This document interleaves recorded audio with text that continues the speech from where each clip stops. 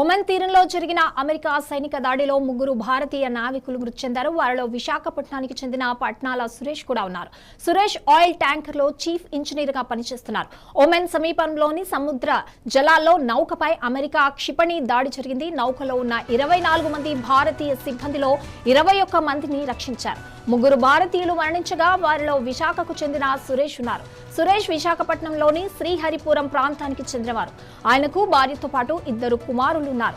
ఈ ఘటనపై భారత ప్రభుత్వం అమెరికాకు తీవ్ర నిరసన వ్యక్తం చేసింది.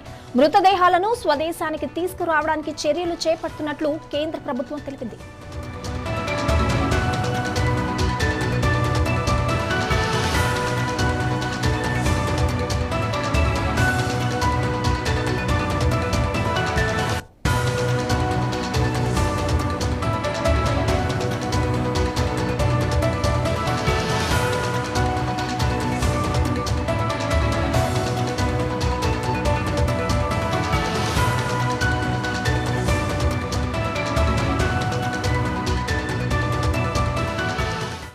ఒమన్ తీరంలో జరిగిన అమెరికా సైనిక దాడిలో ముగ్గురు భారతీయ నావికులు మృతి చెందారు. వారిలో విశాఖపట్నానికి చెందిన పట్నాల సురేష్ కూడా ఉన్నారు. సురేష్ ఆయిల్ ట్యాంకర్ లో చీఫ్ ఇంజనీర్ గా పనిచేస్తున్నారు. ఒమన్ సమీపంలోని సముద్ర జలాల్లో నౌకపై అమెరికా క్షిపణి దాడి జరిగింది.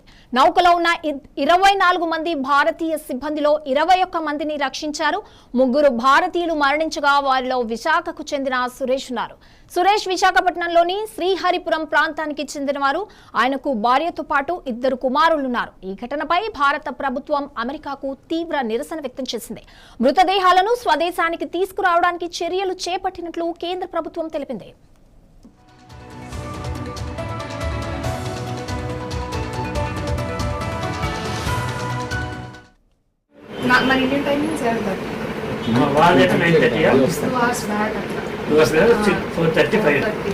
మరి టైమింగ్ అప్పుడు ఎప్పుడో తెలీదు, సంథింగ్ అలా చెప్పారు. నేను మార్నింగ్ టైం అనే అనుకుంటున్నాను. 7:30 నుంచి మన ఇండియన్ టైమింగ్ 7:30. మరి టైమింగ్ అప్పుడు ఎప్పుడో తెలీదు, సంథింగ్ అలా చెప్పారు. నేను మార్నింగ్ టైం అనే అనుకుంటున్నాను. మన ఇండియన్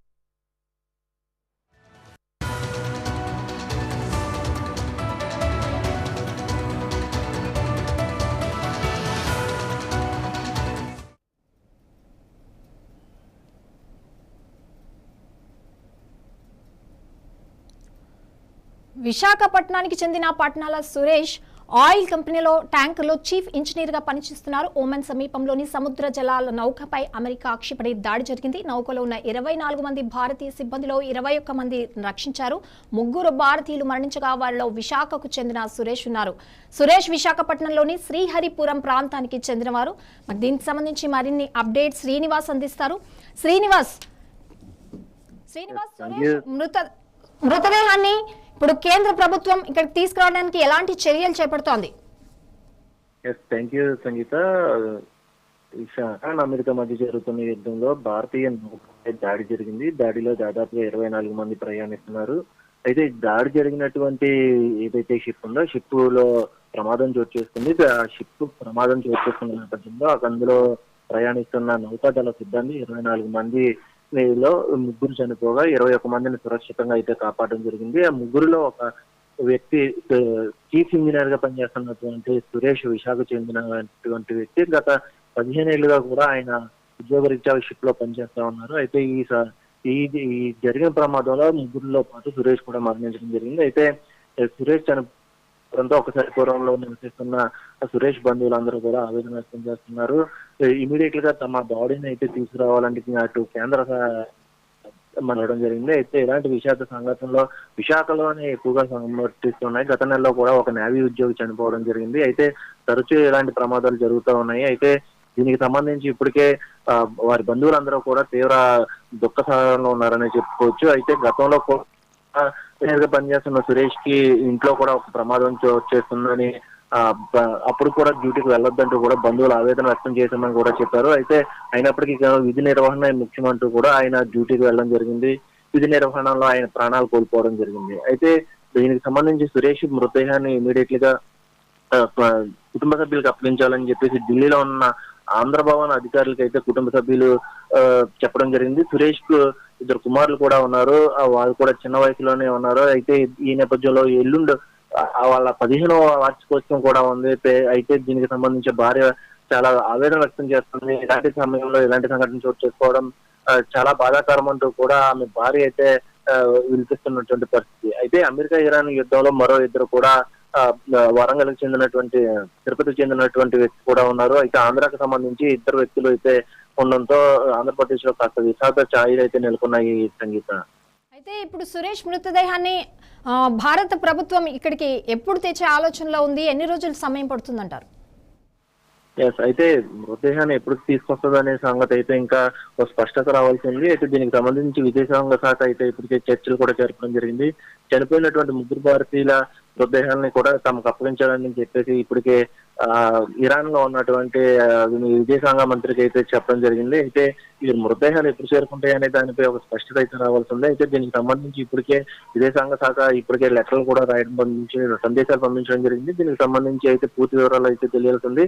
అయితే ఏదేమైనప్పటికీ కూడా ఇలాంటి సంఘటనలు చోటు చేసుకోవడం కాస్త బాధాకరం అనే చెప్పుకోవచ్చు. అయితే ఇరాన్ అమెరికా యుద్ధంలో ఇలాంటి సంఘటన చోటు చేసుకుంటూ విశాఖవాసులంతా కూడా ఇంకా చాలా మంది నేవీలో పనిచేస్తున్నటువంటి పరిస్థితి, వారి కుటుంబాలు అందరూ కూడా ఆందోళన చెందుతున్నటువంటి. అయితే దాదాపుగా ఇప్పటికే నేవీ అధికారులు చెప్పినప్పటికీ ఇప్పటికి దాదాపుగా ఇరాన్ అమెరికా యుద్ధం నేపథ్యంలో ఇప్పటికే చాలా మంది భారతదేశానికి చెందినటువంటి నేవీ అధికారులు ఇరుక్కున్నారని చెప్పుకోవచ్చు. ఇక దాదాపుగా ఇరాన్ నుంచి ఇండియాకి రావాల్సిన దాదాపుగా 56 ఓడలు అయితే ఇంకా అక్కడే చిక్కుకున్నట్టుగా చెప్తున్నారు. అయితే ఇరాన్ యుద్ధం ముగిసే వరకు కూడా వారందరూ ఎప్పుడు చేరుకుంటారనే దానిపై అయితే స్పష్టత రావాల్సి ఉంది. ఇలాంటి సమయంలో భారత్ పోరాడుతుందనే ఉంది. తమ నౌకపై దాడి చేయొద్దంటూ కూడా ఇంతకు ముందే అమెరికాకి అటు ఇరాన్ కి కూడా సందేశాలు అయితే పంపించడం జరిగింది. అయినప్పటికీ కూడా నిన్న అమెరికా ఇరాన్ యుద్ధంలో ఇండియా నౌకపై దాడి జరగడంతో దాదాపుగా 21 మంది అయితే ప్రాణాలతో సురక్షితంగా కాపాడబడ్డారు. కానీ ఈ 3 ప్రాణాలు అయితే కోల్పోయారు. సంగీత శ్రీనివాస్.